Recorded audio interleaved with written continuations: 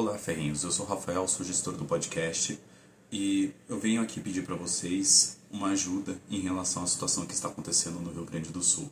Como vocês podem ver aqui na tela, estamos passando um QR Code e juntamente com a Samila Monteiro e com o Lula Brasil, pedindo qualquer valor, qualquer ajuda que vocês possam dar para ajudar as pessoas que estão passando por essa calamidade agora. Agradeço desde já e um bom episódio.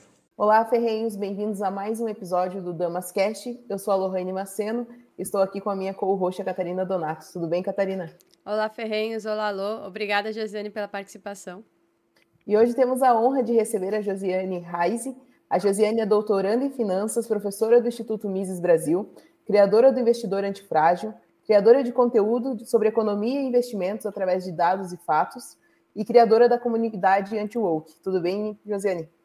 Tudo bem, meninas, Lohane, Catarina. Primeiramente, obrigada pelo convite. Estou há tempos aqui, querendo falar um pouco. Sempre muito importante a gente ter esses espaços para debater e parabenizar o trabalho do Damas de Ferro aí, que já faz há tanto tempo que eu já acompanho há um tempinho, tem um bottom e tudo, para a gente levar mais informação para as pessoas e furar cada vez mais a bolha. Muito obrigada. E aos ferrenhos que estão nos ouvindo até aqui, se você não se inscreveu no canal, se inscreva, curta e compartilhe o nosso conteúdo. Josiane, para começar, no final de 2022, logo quando o Lula foi eleito, criou-se todo no ambiente de investimentos e tudo mais, e principalmente aqui na minha região, o pessoal ficou apavorado e pensando que a economia do Brasil iria acabar, ia quebrar e tudo mais. Criou-se um certo pânico generalizado em relação a isso. 2 anos depois, você acha que isso se concretizou com 1 ano e meio de governo ou não? Essa pergunta é muito interessante. Primeiro porque, obviamente, que as questões relacionadas a eleições aquecem o sangue da população e eu acho que o brasileiro ele tem motivos para ficar aterrorizado, né? Então, essa questão de a economia vai colapsar, a bolsa vai a colapsar, a cair, o dólar vai nas alturas, enfim, foram construídas muitas narrativas mesmo no sentido de amedrontar, aterrorizar a população, isso é fato, tá? E por outro lado, o que foi sempre mais previsível em relação à moeda, economia, bolsa e tudo mais? É um pouco assim inimaginável que um novo governo, agora sem entrar no mérito aí das medidas econômicas que ele propõe, conseguir mudar o cenário econômico de uma forma tão radical, né? E aí também surgiu essa narrativa de que o Brasil viraria uma Venezuela, uma Argentina e tudo mais. E a gente, a galera que fez um conteúdo mais sóbrio avisou que isso é sim possível, mas é num período curto de tempo e dependeria de muitas medidas a serem tomadas. Até porque muita parte da oposição, inclusive o mercado financeiro, apostou no governo moderado. Agora, o fato é que as medidas elas continuam sendo erradas e que causam consequências desastrosas. Só que aqui a gente não pode se esquecer que, assim, eu chamo de uma maneira um pouco chula, tem muita gordura para ser queimada, né? O que isso significa? Medidas econômicas tomadas nas gestões anteriores ou nos anos anteriores, sem pegar nenhum detrimento em relação a quem estava no poder ou não, mas que são medidas em si, como a Lei de Liberdade Econômica, teto de gastos, responsabilidade fiscal pelo próprio Banco Central, onde teve também criada a independência do Banco Central, enfim, reforma da Previdência, medidas de liberdade econômica que sustentaram muito bem a economia do Brasil, considerando, inclusive, o período pandêmico, tá?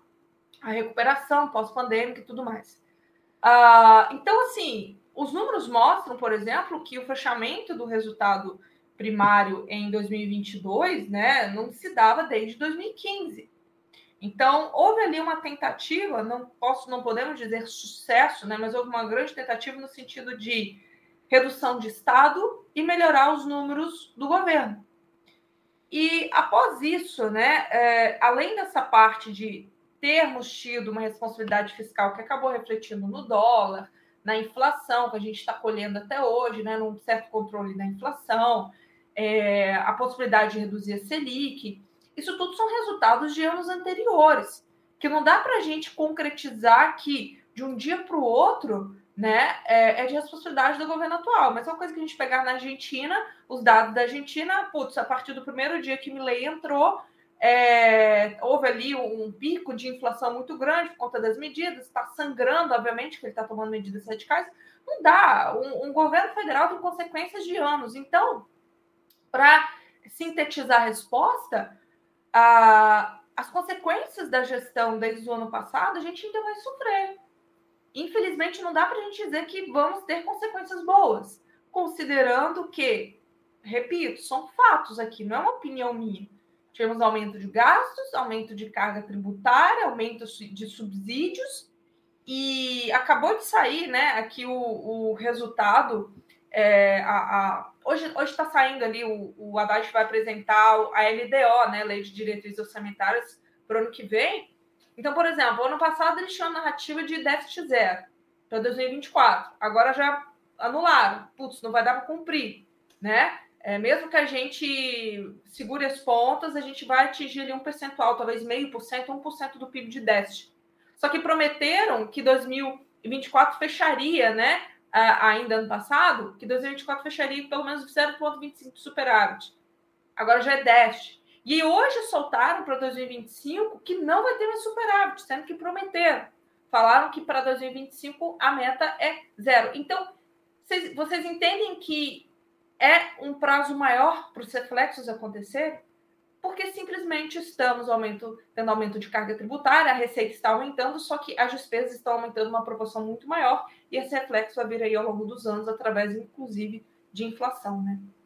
Sim, eu acho que uma coisa que segurou, como você mencionou, foi algumas medidas que a gente teve no governo atual e antes disso, que nada muda de um dia para o outro, para segurar e conseguir estabilizar a economia do Brasil. Uma coisa que eu vejo que teve impacto muito grande, na minha opinião, aí eu queria saber a sua opinião sobre isso, é a independência do Banco Central, que foi uma tecla que o Lula bateu muito no começo do mandato dele, tentando de qualquer jeito tirar o Campos Neto de lá para colocar um dele, para acabar com essa, que na cabeça dele é uma coisa louca, até essa independência, que foi, na minha visão, o que ajudou bastante a gente agora. Só que ano que vem ele vai mudar, né? O presidente do Banco Central, para a gente vai colocar lá um fantochezinho dele. Você acha que aí ano que vem, sem o Banco Central, ele vai, na prática, continuar independente, só que com o indicado do Lula lá? Você acha que isso vai fazer a economia começar a patinar um pouco mais, a gente sentir mais os efeitos disso? Bem, vamos por partes, né? Primeiro, que como que o Banco Central, com a independência, define, né? Antes, sem independência, também deveria, né, definir, mas não era assim que acontecia. O Copom, né, que é o Conselho de Políticas Monetárias, ele se reúne a cada 45 dias, são vários conselheiros, aí tem lá o próprio Bacen, os diretores, né, o próprio presidente do Bacen, os diretores, o Ministério da Economia, que aí o Galípolo, né, representa o Ministério da Economia até então, e eles sentam 2 dias para definir aí o caminhar, né, dos juros. Sim. E assim, são 2 dias de reuniões, que não significam apenas eles sentadinhos, porque eles tiram a foto oficial, né? Parece que eles ficam ali sentadinhos, debatendo, rabiscando papel, para definir, né? A nova taxa, ou olhar noticiário, o que o pessoal estava achando, o que os Faria Limers estão achando. Não é nada disso, né? A gente se esquece que essa projeção ela é feita através de regressão econométrica, né? Tem um software, são vários softwares, são várias regressões de fórmulas, né, econométricas criadas com N variáveis, né? A gente está falando aí de econometria, né? Para a galera que faz economia sabe o que eu estou falando. São robôs, né, que calculam isso. Então, assim, a decisão, até agora, não foi apenas do Roberto Campos Neto, apesar da sobriedade dele ter feito toda a diferença, né? E aí, obviamente que ele deve ter aprendido muita coisa com o avô dele, Roberto Campos, para mim, um dos economistas mais sóbrios que o Brasil já teve. Mas, e aí entra o seguinte, né? O fato é que o Roberto Campos Neto termina o mandato dele no final desse ano e, realmente, ano que vem, haverá uma indicação, né, do governo. E aí, até então, o nome mais indicado, que aí já vem aparecendo, aí soltando suas asinhas, suas ideias, era o Gabriel Galípolo. Gabriel Galípolo, um monetarista, né? Escreveu livros ali com um dos maiores conselheiros econômicos de Lula, obviamente com teorias socialistas e tudo mais. Só que o próprio Gabriel Galípolo, até então, nos eventos que eu venho ficando de tocaia nele, né, para entendê-lo, ele tem feito um discurso muito, muito mais sóbrio que o próprio Haddad, né? Sóbrio no sentido, assim, de nem sabonetar, mas nem entregar tanto, né, o que ele pensa. E eu tenho achado isso estranho. E aí, fontes, né, mostram que o próprio núcleo do PT, o núcleo mais radical do PT, não está mais gostando da ideia de indicarem o Galípolo, tá? Então, assim, por um lado, se colocarem o Galípolo, seria para o mercado um Haddad um pouquinho mais sensato, porque o Haddad para o mercado é morno, né? Ele não apresenta um perigo em si. Digo mercado financeiro, tá? Não estou falando do mercado geral, nem das consequências reais. Estou falando de percepção e especulação. Então, o Galípolo já não está mais sendo tão favorito. O meu medo é esse. Colocarem o mais extremista, o mais radical. O menos sóbrio, né? Tipo, surgiram nomes como Mercadante, sabe? A bizarrice pode ser muito pior do que um Galípolo da vida. Sim. E aí, relacionado a juros, essa influência e tudo mais, o que pode ser perigoso é, sim, a gente ter ali uma manipulação descendo juros a força para aquecer a economia e a gente levar um pico de inflação, assim como aconteceu na era Dilma 2014, 2015. Sim. Agora, mais perigoso que isso é o nosso Instituto Brasileiro de Estatística, que é o IBGE. Até onde que os dados sobre inflação vão ser verdadeiros. Falando em dados verdadeiros, qual que é a sua opinião da mídia que tem apresentado informações, até cômico quando a gente lê, o preço do combustível aumentou, entenda como isso é bom. Qual que é a sua opinião sobre essa maquiagem que tem sido feita? Por um lado, né, é um trabalho que a gente já faz há anos, concordo? Acho que lá em 2021, 2022, inclusive com a própria pandemia, os dados sobre a pandemia, né, infelizmente teve uma interferência muito partidária de ideologia política, né, de Lula, Bolsonaro, direita e esquerda, para quem gosta de usar esses termos e tal. E tem uma cautela, uma vigília muito grande dos próprios criadores de conteúdo, para quem combate a desinformação, para mostrar essa manipulação da mídia diariamente. E eu fico feliz, até tanto por mim, quanto pelos soldados, né, movimentos, assim como os institutos permanecem, desmentindo. Eu acho que assim, sobra menos tempo para a gente informar a população, porque a gente gasta muita energia desmentindo a mídia, sabe? E eu fico feliz que a gente não cansou ainda. Né? É cansativo, cansativo né? É muito. Então, assim, a distorção, né, disso tudo em relação... Tem várias manchetes, né? Na época da gestão passada, a palavra-chave era mas, né? Desemprego cai, mas, né? Tem as consequências. Ou inflação cresce num patamar menor, mas ainda pune os mais pobres. Então, assim, agora a narrativa vai veja como isso pode ser algo positivo. Sim. Assim, é inevitável, é nítido, né? Perceber que há um tipo de assessoria da grande mídia, e aí peço para abrirmos um balãozinho, né? O fato de todas as plataformas, os canais de TV terem recebido um repasse menor de verba de publicidade e a emissora Globo ter tido aumento de 60% no recebimento dos repasses, né? Ou outros canais, CNN, UOL, tudo mais. Assim, eu não consigo achar palavras, é um pouco uma utopia que está se transformando em realidade. Se a gente fala aí em 1974, Admirável Mundo Novo, já grande parte é realidade. E aí cabe a nós desmentirmos isso, né? Porque as pessoas que consomem essa mídia, e aí, infelizmente, a maior parte do brasileiro consome uma mídia o quê? Na tela de um celular, onde lê apenas a frase na imagem, não lê nem legenda. Quem dera entrasse no link da reportagem. A mesma coisa, você tem uma análise econômica colocada numa manchete de jornal nacional, que é a mídia que a maior parte do brasileiro assiste.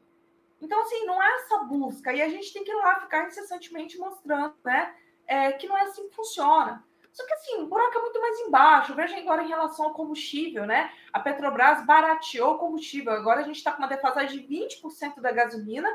Vamos ter... O caixa da Petrobras é afetado E aí agora vai ter um ajuste provavelmente mais radical por conta dos conflitos, né, no Oriente Médio, porque vai aumentar por conta do envolvimento do Irã, Rússia e tudo mais. É assim, eu sempre disse o seguinte, gente, propagar notícias econômicas nunca vai ser agradável, porque números nunca é algo atrativo, divertido, emocionante. É sempre algo doloroso, racional, né? E as pessoas têm o hábito de sempre gostar, o ser humano, né? Vou dar uma de filósofo aqui, mas naturalmente o ser humano ele gosta de se autoiludir. Então tem um perigo muito grande. A gente faz esse trabalho assim de despertar, dar uma sacudida nas pessoas para mostrar aí as realidades através de fatos e dados, mas nunca vai ser agradável. A gente faz um trabalho desagradável. Quando a gente fala de números, é um trabalho desagradável. Sim. Inclusive, quando a gente mostra que tais medidas foram favoráveis. Então, por exemplo, a gente mostra trocentas vezes aquele gráfico do Banco Mundial. Olha só, gente, aumentou o número de bilionário, diminuiu a pobreza. A gente pode, essa assim, é boa. Meu sonho é pegar determinados gráficos, imprimir, espalhar de helicóptero, assim, sabe? Pelas cidades, porque só que a narrativa na cabeça das pessoas já foi tão criada de uma forma, né, com aquela fala doce, que é difícil mudar isso na cabeça das pessoas. Sim. Essa questão da desigualdade é engraçada, né? Porque toda hora estão martelando na internet, nas redes sociais, na mídia, na rádio, que a desigualdade aumentou, que isso é um problema absurdo, mas quando você vai ver, a pobreza diminuiu. Sim. E as pessoas nem falam mais desse índice de pobreza, porque é óbvio que tem a narrativa e o interesse por trás disso. Por que se fala tanto que a desigualdade está aumentando? Porque aí se pede uma solução do Estado para que ele consiga tirar mais dinheiro do mercado, as pessoas que produzem, como se ele fosse resolver esses problemas. E a gente vê isso tanto na desigualdade, quanto nessa pauta ecológica, verde, de meio ambiente, como se o Estado, tendo mais dinheiro, ele vai conseguir abaixar a temperatura do planeta, né? É uma coisa absurda. Vejam que engraçado. Eu sempre esqueço o nome da revista. Talvez valha depois a pena colocar aí na legenda. Tem uma revista que mostra um estudo, né? Que só em 2023 saíram 1.200 milionários do Brasil. E com eles, a preço de custo, quando eu falo preço de custo, eu não estou falando do acréscimo patrimonial. Mas, no mínimo, com eles, levaram mais de 70 bilhões de reais. A desigualdade pode ter diminuído no Brasil. Agora, sim, a pobreza diminuiu? Não. Né? Porque esses 70 bilhões, eles não ficam parados no cofre do tio Patinhas. Ou eles estão em circulação, sendo investidos em negócios gerando emprego, ou gerando insumo e produtos mais acessíveis, né? Produção em massa não torna, sim, os produtos mais acessíveis para todo mundo, ou ele simplesmente estava em instituição financeira sendo utilizado como crédito tanto para a empresa conseguir aumentar a produção e empregar mais, ou para pessoas que precisam de tomar crédito, seja até crédito pessoal. Então, assim, o pensamento de que o dinheiro fica parado ali debaixo do braço, numa maleta do bilionário, é uma coisa bizarra, né? E não é um jogo que soma zero, né? Eu acho que esse é o argumento principal dele. Você fica, nossa, você tem que explicar uma coisa tão básica 20 vezes. Mas, Catarina, porque a gente tem uma noção básica e a gente se esquece, aí volta, né? É o coração do Godzilla isso daí. As pessoas são doutrinadas, né, a acharem desde criança de que riqueza é ruim, bilionário é ruim, desigualdade é ruim, tudo mal. Eu salvei 2 notícias só de ontem para hoje. Acho que foi a CNN que soltou que a geração Z, gente, a gente nunca teve tanta disponibilidade financeira como no século atual, na década atual. A geração Z está no melhor tempo de oportunidade de trabalho, de recursos, de informação, de tecnologia, e é a que menos consegue fazer dinheiro. Sim. Isso é totalmente comportamental, porque a gente cresce demonizando, fala a gente, né, a geração, principalmente a geração, eu sou de 90, talvez vocês provavelmente são mais jovens, de outra década, mas a geração, principalmente atual, cresceu demonizando riqueza. Se eu demonizo algo, como que eu vou querer sonhar com aquilo que eu demonizo, né? Ter ambição, essa questão de desigualdade, né? Nossa, eu não preciso almejar muito porque não faz sentido, né? A romantização da pobreza, enfim, é inexequível, não tem como, né? A mentalidade formada ali até os 5 e depois dos 5 anos fica muito, muito contrastado nos adultos de hoje. Olá, ferrenhos! Sabia que estamos em diversas plataformas digitais? No YouTube, Spotify, Instagram e principalmente nosso site, encontrando vários artigos envolvendo a liberdade ou a falta dela. Não perca tempo e acesse damasdeferro.com.br e em nosso Instagram, @Instituto Damas de Ferro. Nós até estávamos comentando sobre isso hoje no grupo do Damas, que tem muito, alguns anos isso já vem acontecendo, as pessoas, é errado você ser bom em algo. Então as pessoas são criadas para serem medíocres. Então dificilmente alguém vai ter naquela mentalidade, tipo, eu vou ganhar dinheiro, eu vou produzir, eu vou ter sucesso, porque a sociedade transformou isso em algo ruim. Demonizou essa questão de batalhar, lutar, ter sucesso, ganhar dinheiro e produzir algo, né? Muito bem colocado. E aí isso entra, obviamente, também na pedagogia do oprimido do Paulo Freire, né? Da hierarquia, que não pode haver hierarquia de sala de aula, que ele começou tirando o professor, a autoridade do professor em sala de aula, e isso obviamente se reflete dentro da sala de aula em si, na questão da igualdade. Se eu for melhor do que alguém, vou estar ofendendo, né? As pessoas ficam, não, é melhor ficar aqui na média mesmo. Então, ser bom hoje é algo... Sabe, foi criminalizado. Você ser bom, você ter uma nota boa, você conquistar algo e por aí vai. Sim, tem uma entrevista muito boa da Ayn Rand que ela fala sobre isso, que a gente vive na era da inveja e o maior problema que a gente tem hoje, desde quando ela falou isso, né, é você não julgar a pessoa pelos seus fracassos, e sim pelos seus sucessos, você condenar a pessoa pelo sucesso dela. Então, a pessoa fala, conseguiu sucesso na vida, os outros já olham meio de lado, como se isso fosse... Nossa, como se fosse um criminoso porque conseguiu sucesso. E essa inveja... E a inveja não é nenhuma inveja assim, putz, a pessoa conseguiu, eu também quero isso pra mim. Não, ela vê com maus olhos o outro tem e quer que seja tirado dele. É porque tem um entendimento muito errado sobre a geração de valor, né? É a mesma coisa o funcionário que olha pro chefe e acha, poxa, o funcionário marxista, né? Eu deveria ter receber um salário maior só porque eu trabalho para alguém. Não pensa que mas o meu trabalho está fazendo diferença nos lucros da empresa, né? E aí entra uma questão de geração de valor. Hoje você tem, por exemplo, pessoas ganhando milhões de dinheiro que não agregam valor no sentido de conteúdo nenhum, tá? Vou pegar um exemplo aqui um exemplo bem bobo, inclusive. Você tem atores e atrizes que estudam teatro por décadas, e que tem muito menos valor de mercado de pessoas que ficaram famosas por conta de um vídeo que viralizou, que se tornam atores, atrizes, ou famosos, intérpretes, sei lá, mas que agrega valor no sentido de demanda, né? Sim. E aí entra a questão econômica. O valor gerado que define é quem consome. Então, se eu quero consumir, se as pessoas preferem idolatrar e tornar famoso alguém que não estudou um mês de teatro e deixar outra pessoa... Aquela pessoa fica ali de lado, ela vai fazer o que birra que ela vai fazer? É o mercado acontecendo. E aí a gente volta para a questão, né? O mercado não tem sentimento. É assim que ele funciona. Sim. E aí tentar regular esse mercado, mas sempre que o ator pede para regular o mercado, não é para melhorar para ele, é para dificultar a porta de entrada para que outras pessoas não concorram com ele, como foi com a regulamentação do Uber. Quem que estava definindo a regulamentação do Uber lá atrás? Os taxistas.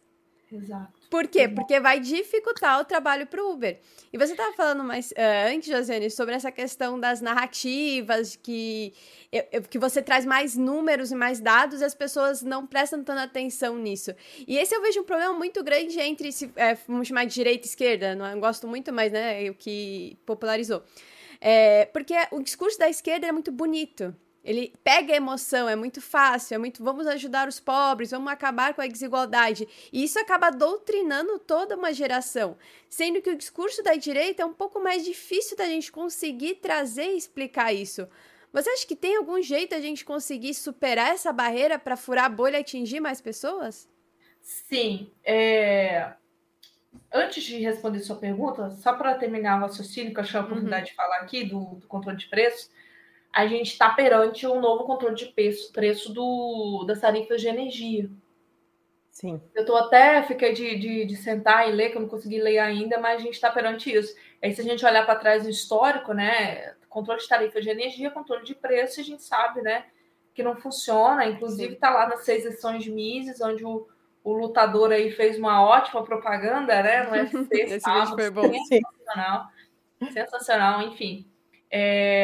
E aí a gente está para ter uma nova regulamentação de tarifas e o governo contratou a mesma equipe de Dilma, né? Então fica aí o alerta, aí a gente provavelmente vai ver notícia relacionada a isso. Agora, pois é, aí falando justamente isso daí, né? Vou pegar esse próprio exemplo das tarifas. Se isso for para frente, o governo vai divulgar o seguinte, ó, vamos baratear a energia elétrica, da Ana Maria, senhor João, a gente vai baratear a energia elétrica. É isso que o pessoal quer ouvir. Vocês acham que aquele cara que trabalhou o dia inteiro, que recebe um salário mínimo, o que ele quer ouvir? Que energia, o que ele quer que aconteça na vida dele, que a energia elétrica dele? Naquele momento, naquela semana, naquele mês, naquele ano, barateie, ou ele quer ouvir uma explicação econômica de, poxa, intervencionismo não funciona. Cara, o cara tá cansado, morto, saiu ali do transporte público. Sabe? Você pegar... É a mesma coisa que você pegar você nem pegar um adjetivo que seja mais coerente, mas assim... O que ela quer? Ela quer um alívio rápido. Ela não quer um tratamento doloroso. Ela não quer saber de permanente. Quando você está machucado, você quer um alívio rápido. Você está com uma dor de cabeça, você quer um alívio rápido. Você não quer um tratamento homeopático que vai resolver essa dor de cabeça daqui a 5 anos. Resolver essa dor de cabeça hoje. Então, as pessoas, os brasileiros, estão nessa dor de solução rápida. Então, a gente sempre fala na questão do sentimentalismo, só que a gente se esquece que é a narrativa que está ali, o canto da sereia ali, o populismo. É totalmente oportuno.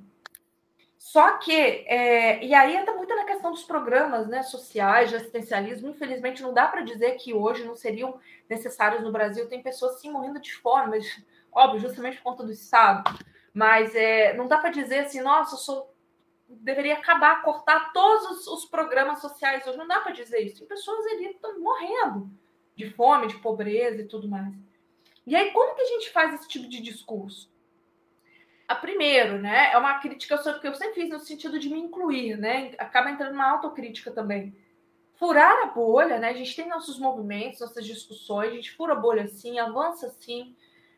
Toda vez que tem um fórum, eu recebo o mesmo direct.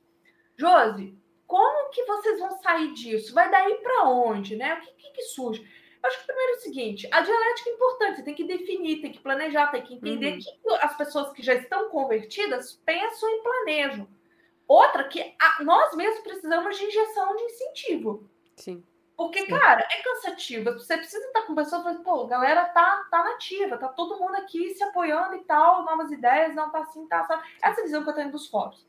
Agora, e fora isso, a gente consegue fazer o quê? Além da questão, né, da internet, redes sociais e tudo mais.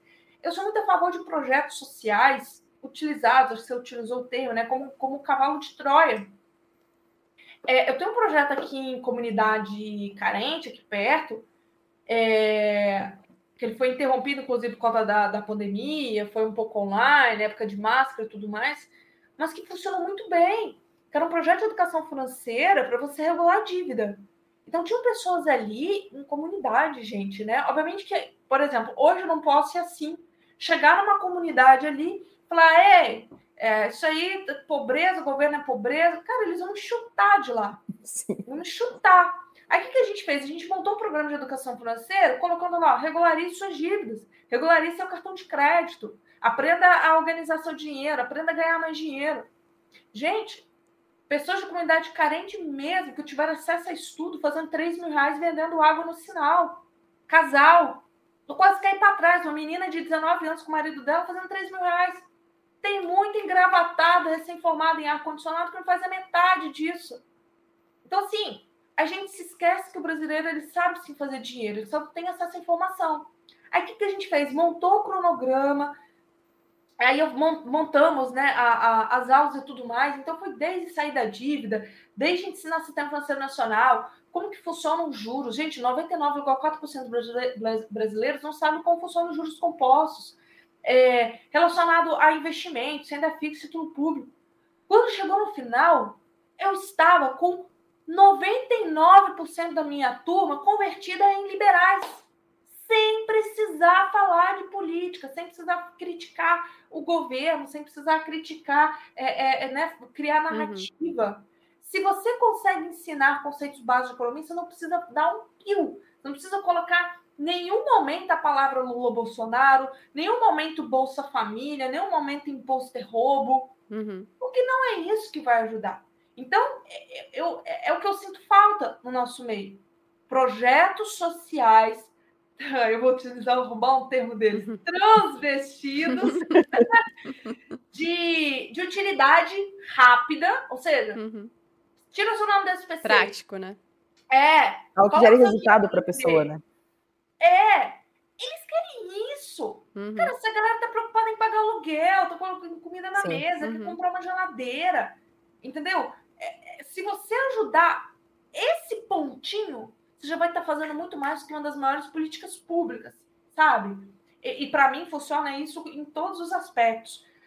Como combater a doutrinação? Meu Deus, o Ocidente está acabando. Bicho, vai dar uma aula de violão no voluntariado da sua comunidade, você já vai estar fazendo mais do que você pode imaginar. Cuida do dever de casa do seu filho, acompanhe seu filho na escola, né, do ciclo que ele está vivendo, como que ele vai, qual adulto seu filho vai se tornar para continuar esse nosso trabalho. A gente pensa muito no macro e as pessoas desesperam. E aí, né, finalizando a resposta, gente, como que a gente pode converter os socialistas, né, os petistas, os esquerdistas?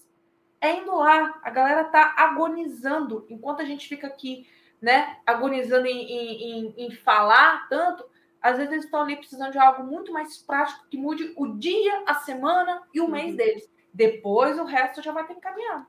Sim. Tipo, a pessoa não usa o Bitcoin porque é uma ideologia, porque eu tô fugindo do real, que vai vir inflação. Não, é porque você vai conseguir mais dinheiro. E aí você consegue chegar numa população que não tá muito preocupada nessa questão ideológica, mas quer fazer dinheiro. Eu acho que esse é o ponto central do debate, da narrativa que a gente tinha que tá correndo atrás. Isso aí. Então, assim, os próprios partidos de direita, liberais e tudo mais, pecam nisso. Até mesmo no sentido de aumentar o eleitorado, né? Eu sei que as propostas públicas são importantes, mas a questão educativa sempre ficou muito para trás, de sair dessa bolha mesmo, porque ainda está muito elitizado. Eu não gosto muito desse termo, mas, assim, para a população é isso. Sim. Os liberais são elitizados, por exemplo. A gente não consegue, nós não conseguimos comunicar a nossa ideia para a população normal, geral, porque a gente não percebe qual é a necessidade deles. Eu vejo muito político liberal, político de direita, eles vão fazer discursos, estão usando o teu dinheiro para pagar fundo eleitoral, estão usando... Tipo, a pessoa que ela está pagando R$5 na tarifa do ônibus ou R$40 no pacote de arroz, ela não está preocupada com o privilégio do político. Ela quer saber como resolver o problema dela na ponta, né? E esse é o nosso problema. Eu acho também que nós, como liberais, nós pecamos muito nisso. Como você falou ali em soluções micro e macro, eu vejo também coisas que as pessoas acabam não dando tanta bola, mas pega uma turma, vai dar uma palestra em escola, são assuntos tão básicos. Em 2021, em 2022, eu e meu sócio, nós nos reuníamos e nós íamos às escolas dar palestra sobre o valor do trabalho. Daí você usa uma pessoa de exemplo, conta a vida da pessoa e tal, e mostra para ela o quão... A gente falava muito sobre a virtude do egoísmo, da Rand, mas de forma coloquial para adolescentes de 14, 15 anos. Então, assim, para que essas crianças entendam que não é bom você ser medíocre. Isso. Então, inspirar. Assim, né? Exatamente. Então, você explica para elas que não é errado elas não serem medíocres, sabe? Eu acho que a gente tem que começar desde lá da ponta e a gente tem falhado muito nisso. Isso aí, inspirar e entrar na massa, né? Por isso que é um lado que a esquerda tem muita facilidade, eu acabei nem falando, né? O discurso bonito, ele é sentimentalista, né? Eu gosto muito de um livro, fica até como em recomendação aí, acho que é o livro que eu mais recomendo, que nem é de economia, mas que é sobre sentimentalismo, que é do Theodore Dalrymple, do Podre de Mimados, não sei se vocês conhecem. Sim. É um livro perfeito, que retrata perfeitamente o ser humano, e principalmente nesse sentido do próprio populismo, do coletivismo. As pessoas são sentimentalistas. Isso eu não preciso nem entrar em exemplo aí do dia a dia, das pessoas, de mulheres, de homens, de adolescentes, de problemas banais, né, supérfluos. as pessoas elas têm uma queda muito forte pelo sentimentalismo. E se eu bato nessa tecla, eu emociono. E as pessoas se deixam levar pela emoção. Todo mundo pode dizer, não, eu sou racional. Todo ser humano tem um momento ali que ele sabe que ele tem uma fraqueza sentimentalista. E quando bate nesse discurso bonito, emocionante, as pessoas caem. Então, por exemplo, né, a gente vê muita meme, piada de coaches, multidões fazendo rituais, gritando, batendo pé, não tem esses vídeos? É assim que você pesca o ser humano. E aí o populismo ele faz um trabalho muito forte nisso, que eu costumo dizer, né? É o canto da sereia. O populismo é o canto da sereia que calcifica a ignorância. É você confirmar ali, ele já sabe que o brasileiro não tem uma formação crítica, de senso crítico muito boa, e canta uma pedra ali que sensibiliza, ou um choro de um político, acabou. E outro comportamento, que junto com outro comportamento, que é, agora eu vou falar do brasileiro, adorar ter alguém para idolatrar. Ninguém quer se autossalvar, eles querem um salvador. Sim. Eles querem recorrer ao salvador. Por favor, me salva. A maioria das pessoas não consegue nem cuidar da saúde, da rotina, da disciplina, do corpo, sabe? Por isso que entra essa pauta aí do que eu já li muito Ayn Rand, né? Hoje eu fico fazendo piadinhas saudáveis. Mas é um ponto que ela bate muito bem em relação à racionalidade e você combater diariamente o sentimentalismo em você. Já pensou em investir em nossas ideias? Estamos com camisetas e canecas exclusivas com a qualidade garantida da Viés. Aproveite e compre na viesbr.com. E aí entra muita questão dos incentivos também. Porque o nosso incentivo é tudo de curto prazo. As políticas são todas voltadas para o curto prazo, que é onde a dor da população tá, que é onde a emoção tá. Você mencionou essa questão da tarifa na energia elétrica, porque no curto prazo ela baixa o valor, é isso que as pessoas querem ouvir, e joga o problema para frente. A gente está sempre... Eu acredito que o Brasil está estagnado há décadas, né, na pobreza, porque a gente está sempre resolvendo aquela rachadurazinha e não pensa em reformar, fazer uma reforma grande, uma reforma que realmente vai trazer resultados. Mas por quê? Porque as pessoas não querem saber, daqui 5, 10 anos o problema vai ser resolvido. Eu quero resolver agora, hoje. E se a gente resolve o problema agora, hoje, a gente, na verdade, está só jogando ele para frente. Não está resolvendo nada. E aí, quando ele vier cobrar de novo, vai vir muito mais pesado. E aí a gente vive nesse eterno ciclo que joga pra frente, vem mais pesado, joga mais pra frente, e só que vira uma bomba relógio, né? A questão é quando essa bomba vai estourar. Você falou uma frase no início muito importante que poucos se tocam, né? O Brasil ele não está indo nem à bancarrota, só que ele também nem está crescendo. O Brasil ele sempre está parado. Sim. Por que ele não quebrou, não vai à bancarrota, não foi pro buraco ainda? Porque a gente é rico pra caramba como país. Eu falo isso o tempo inteiro. Veja bem. O Brasil é tão rico. Por isso que a corrupção aqui dá tão certo, né? Primeiro que a gente não tem problema recurso. De verdade. A gente não tem problema sério, exceto o Brasil. A gente não tem terremoto, não tem ciclone, não tem vulcão, não tem... falei se coloca outro. Enfim, problemas naturais de verdade, né? Tem a questão das chuvas, mas não numa complexidade tão grande como, por exemplo, os Estados Unidos ou na Ásia, em relação a terremotos, tsunamis e tal. Nós temos o segundo maior aquífero de água doce do mundo. Nós temos energia, tanto de petróleo, né? Temos energia hidrelétrica, eólica, nuclear, solar, biocombustível. Nós temos a Amazônia com vários recursos naturais. Tipo, cara, a gente é rico pra caramba. O Brasil, de certa forma, precisa se preocupar em relação a relações internacionais comerciais. Agora, se a gente ficar com esse elefante nas costas que é Brasília atrapalhando, porque é a única coisa que atrapalha. Imagina o Brasil, fecha o olho e pensa no Brasil sem os políticos. Entendeu? Porque o que pode acontecer? Outro país que era super rico, que tem certos recursos, não tanto quanto a gente, mas era a Argentina. Fechou transações, fechou a entrada de investimento estrangeiro, quebrou, empobreceu, sumiu do mapa da riqueza. Compara a Suíça. A Suíça não tem nada, gente. Tem paisagem, ok, lindo. Paisagem de chocolate. A Suíça é um dos países mais ricos, com a maior qualidade de vida. Por quê? Tem liberdade econômica, tem investimento estrangeiro. E aí que a gente aqui fica sabe, colocando em risco o Brasil, insegurança jurídica, travando, né, a liberdade econômica, alta carga tributária, burocracia e tudo mais. Então, assim, o que enforca o Brasil é carga tributária, regulamentação e Brasília, segurança jurídica. Exatamente. Porque nós temos, como você falou, nós temos uma terra super produtiva, né? Além de todos esses benefícios que o Brasil traz. E o fato do brasileiro em si estar tão sufocado pela mão do Estado não permite que a gente cresça, né? Exato, eu nem falei do agro, né? Que o agro que sustenta, por exemplo, o PIB é o agro que sustenta nas costas. Sim.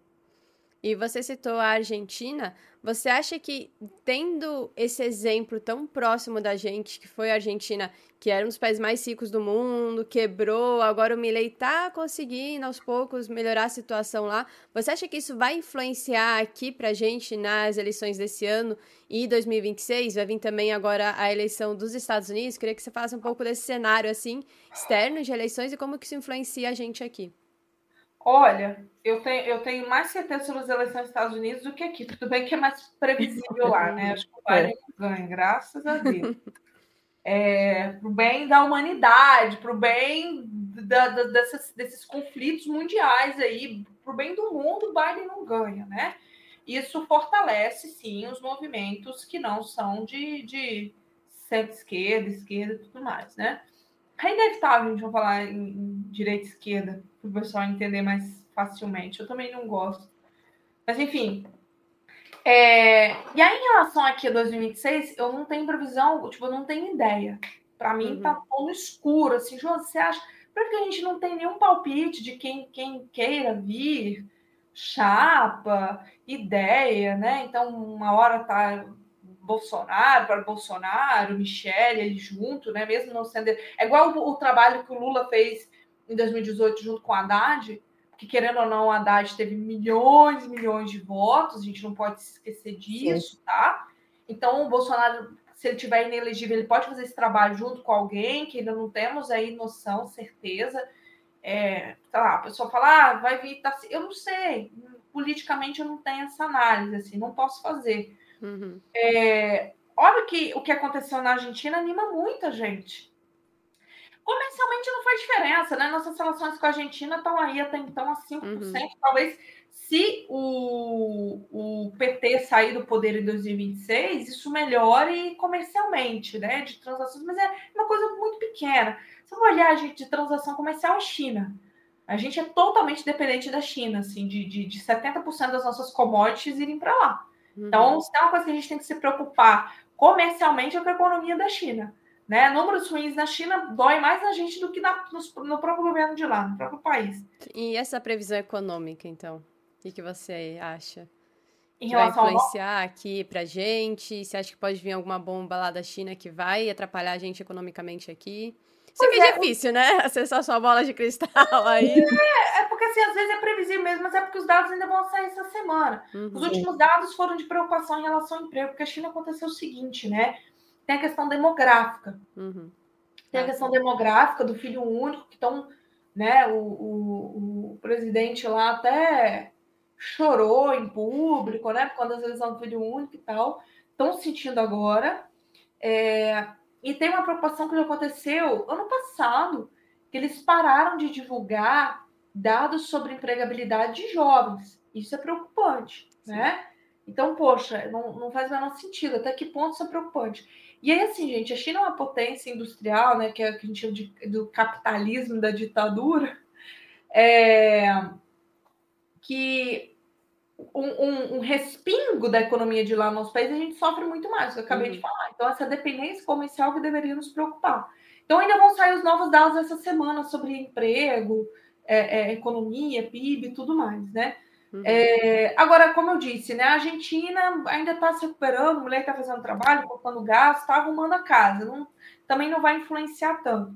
E aí, politicamente, né, com a volta de Trump, a gente pode ter assim, um fortalecimento e no decorrer, se os resultados da gestão atual aqui no Brasil foram mais evidentes, né, porque, pelo visto, reduzir gastos eles não vão, Então, a gente vai ter muita consequência, infelizmente, negativa aí para mostrar, para a gente conseguir mudar o cenário para 2026.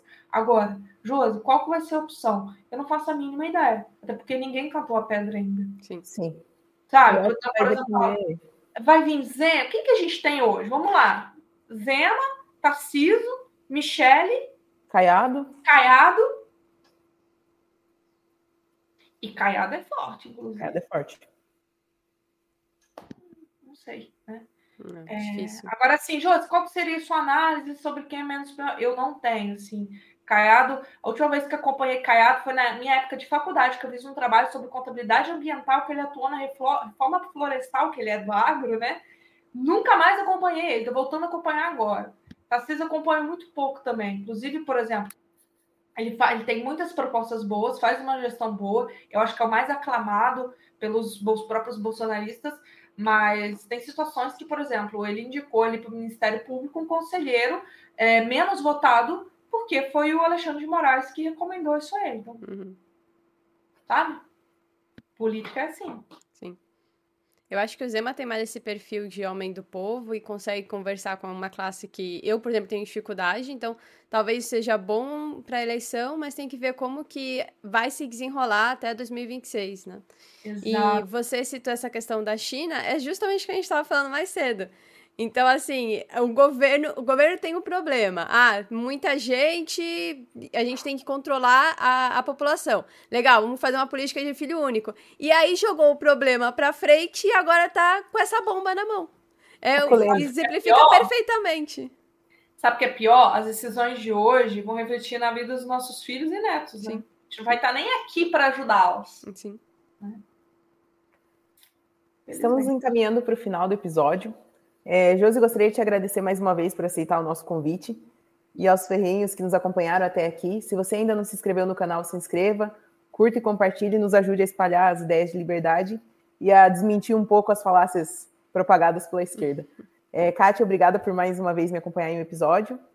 E é isso, até mais, ferrenhos. Muito obrigada, Lô, muito obrigada, Josiane, foi muito bom. Até mais, ferrenhos. Beijo, gente, espero que vocês tenham curtido e vamos continuar aí a nossa luta, que pelo visto é infinito. Infelizmente, mas é. Até mais. Até mais. Tchau, tchau. As opiniões do convidado não representam a posição do Damas de Ferro enquanto instituição.